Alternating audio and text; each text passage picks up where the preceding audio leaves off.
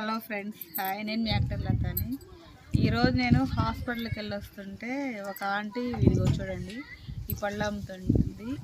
ఏంటి ఆంటీ ఎప్పుడు చూడలేదు, ఇవి తినేవేనా అని అడిగితే అవునమ్మా తినేవే, కొండ జామ పళ్ళు అని అంటారు అంది. ఆంటీ నిజంగా ఇవి తినవచ్చా ఆంటీ? తినవచ్చమ్మా, గిద్ద 20 రూపాయలు అని చెప్పి ఇగో ఇచ్చింది. ఇవి గిద్ద అంట 20 రూపాయలు. చూడండి 20 రూపాయలు కింద వచ్చాయో. ఇవి ఎలా తినాలి, దీనిలో ఇత్తనం ఉంటుందా అంటే ఉంటుందండి.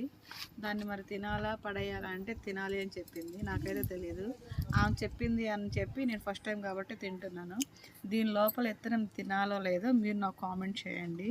నెక్స్ట్ టైం తినేటప్పుడు అది ట్రై చేస్తాను. ఇప్పుడు ఆమె చెప్పినట్టు మాత్రం ఇత్తనం పైన తినేస్తాను.